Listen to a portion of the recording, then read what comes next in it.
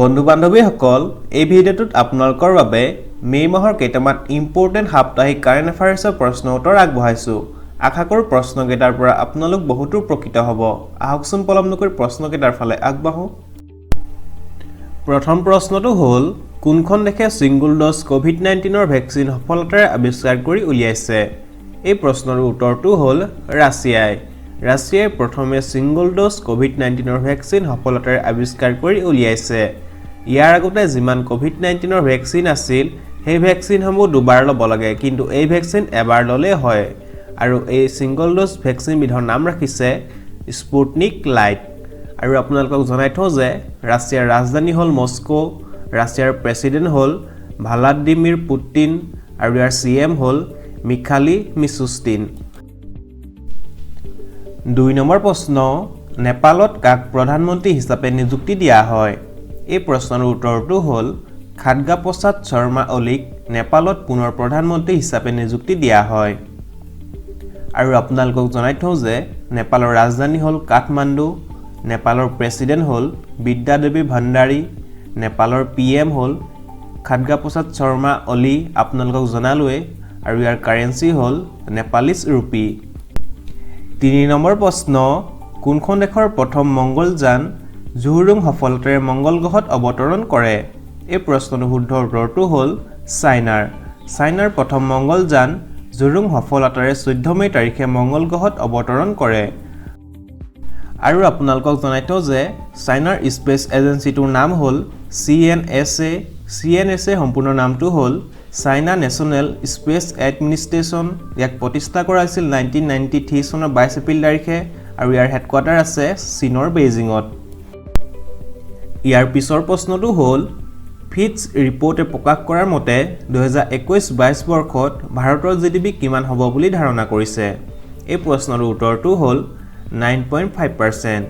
fits ৰিপৰ্টে প্ৰকাশ কৰাৰ মতে 2021-22 বৰ্ষত ভাৰতৰ জিডিপি 9.5% হ'ব বুলি ধাৰণা কৰিছে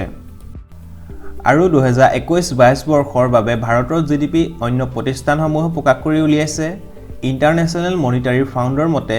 ভাৰতৰ জিডিপি 12.50% এছিয়ান ডেভেলপ বেংকৰ মতে ভাৰতৰ জিডিপি 11% ষ্টেট বেংক অফ ইণ্ডিয়াৰ মতে 10.40% ৱৰ্ল্ড বেংকৰ মতে 10.10% ইণ্ডিয়া ৰেটিংছৰ মতে 10.10% ইউনাইটেড নেশ্যনৰ মতে 7.50% আৰু মুডিছৰ মতে 9.30% 5 নম্বৰ প্ৰশ্ন কোনখন ৰাজ্যৰ মুখ্যমন্ত্ৰীয়ে মালেৰকোটলাক 23তম ৰাজ্য হিচাপে ঘোষণা কৰে এই প্ৰশ্নৰ উত্তৰটো হ'ল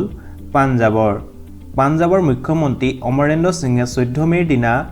মালেৰকোটলাক পাঞ্জাবৰ 23তম ৰাজ্য হিচাপে ঘোষণা কৰে আৰু আপোনালোকক জনাই থওঁ যে পাঞ্জাবৰ ৰাজধানী হ'ল চণ্ডীগড় পাঞ্জাবৰ সকলোতকৈ ডাঙৰ চিটিখন হ'ল লুধিয়ানা পাঞ্জাবৰ গভৰ্ণৰ হ'ল ভিপি সিং বেন্দৰ আৰু পাঞ্জাবৰ সিএম হ'ল অমৰেন্দ্ৰ সিং 6 নম্বৰ প্ৰশ্ন অলপতে ভাৰতত মুকলি কৰা কৰোনা ৰোগৰ নতুন ঔষধবিধৰ নাম কি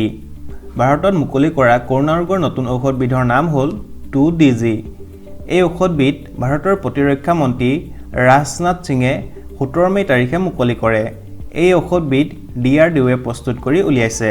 আৰু আপোনালোকক জনাই থওঁ যে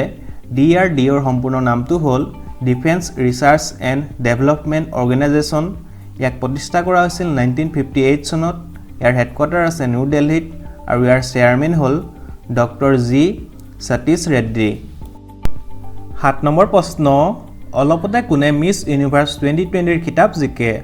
এই প্ৰশ্নৰ উত্তৰটো হ'ল মেক্সিকোৰ আন্দ্ৰিয়া মিজাই মিছ ইউনিভাৰ্ছ 2020ৰ খিতাপ জিকে কৰোনা মহামাৰীৰ বাবে 2020 বৰ্ষৰ মিছ ইউনিভাৰ্ছ প্ৰতিযোগিতা আয়োজন কৰা নাছিল এই প্ৰতিযোগিতা 2021 চনৰ 16 মে তাৰিখে ইউএছত আয়োজন কৰা হৈছিল এই প্ৰতিযোগিতাত প্ৰথম স্থানত আছিল মেক্সিকোৰ আন্দ্ৰিয়া মিজা দ্বিতীয় স্থানত আছিল জুলিয়া গামা তেওঁ ব্ৰাজিলৰ হয় তৃতীয় স্থানত আছিল জানিক মাচিটা তেওঁ পেৰু দেশৰ হয় ইয়াৰ পিছৰ প্ৰশ্নটো হ'ল ভাৰতীয় মহিলা ক্ৰিকেট টীমৰ মুখ্য প্ৰশিক্ষক হিচাপে কাক নিযুক্তি দিয়া হয় এই প্ৰশ্নৰ উত্তৰটো হ'ল ৰমেশ পাৱাৰক ভাৰতীয় মহিলা ক্ৰিকেট টীমৰ মুখ্য প্ৰশিক্ষক হিচাপে নিযুক্তি দিয়া হয় আৰু আপোনালোকক জনাই থওঁ যে BCCI গঠন কৰা হৈছিল 1928 চনত ইয়াৰ হেডকোৱাৰ্টাৰ আছে মহাৰাষ্ট্ৰৰ মুম্বাইত ইয়াৰ প্ৰেছিডেণ্ট হ'ল সৌৰভ গাংগুলী আৰু ইয়াৰ ছেক্ৰেটাৰী হ'ল জেই শ্বাহ 9 নম্বৰ প্ৰশ্ন ইণ্টাৰনেশ্যনেল মিউজিয়াম ডে কিমান তাৰিখে পালন কৰা হয় ইয়াৰ উত্তৰটো হ'ল 18 মে তাৰিখে ইণ্টাৰনেশ্যনেল মিউজিয়াম ডে পালন কৰা হয় এই দিৱস পালন কৰাৰ কাৰণটো হ'ল বিশ্বৰ যিমান মিউজিয়াম আছে সেই মিউজিয়ামৰ ৰক্ষা আৰু মিউজিয়ামৰ প্ৰতি মানুহক আকৰ্ষণ কৰিবলৈ এই দিৱস পালন কৰা হয় আৰু আপোনালোকক জনাই থওঁ যে ইণ্টাৰনেশ্যনেল কাউন্সিল অফ মিউজিয়ামৰ প্ৰতিষ্ঠাপক হ'ল চাউনচি জে হামলিন ইয়াক প্ৰতিষ্ঠা কৰা হৈছিল 1946 চনত আৰু ইয়াৰ হেডকোৱাৰ্টাৰ আছে ফ্ৰান্সৰ পেৰিছত 10 নম্বৰ প্ৰশ্ন অলপতে কাক বাটা ইণ্ডিয়াৰ নতুন CEO হিচাপে নিযুক্তি দিয়া হয় এই প্ৰশ্নৰ উত্তৰটো হ'ল গুঞ্জন চাহক বাটা ইণ্ডিয়াৰ নতুন CEO হিচাপে নিযুক্তি দিয়া হয় আৰু আপোনালোকক জনাই থওঁ যে বাটা ইণ্ডিয়া প্ৰতিষ্ঠা কৰা হৈছিল 1994 চনৰ 24 আগষ্ট তাৰিখে ইয়াৰ প্ৰতিষ্ঠাপক হ'ল থমাছ বাটা আৰু ইয়াৰ হেডকোৱাৰ্টাৰ আছে ছুইজাৰলেণ্ডত বন্ধু বান্ধৱীসকল আপোনালোকৰ বাবে এইটো প্ৰশ্ন অলপতে অসমৰ হোমেন বৰগোহাঁইৰ মৃত্যু হয় তেওঁ আছিল ইয়াৰ অপশ্যন দিয়া আছে সাংবাদিক কবি লেখক সকলো এই প্ৰশ্নটো শুদ্ধ উত্তৰটো আপোনালোকে জানে যদি কমেণ্ট কৰি জনাব মোৰ এই প্ৰশ্নকেইটা চাই যদি ভাল লাগিলে তেন্তে ভিডিঅ'টো লাইক কমেণ্ট শ্বেয়াৰ কৰিব আৰু এনে ধৰণৰ প্ৰশ্ন উত্তৰ পাই থাকিবৰ বাবে মোৰ চেনেলটো ছাবস্ক্ৰাইব কৰি ল'বলৈ প্লিজ নাপাহৰিব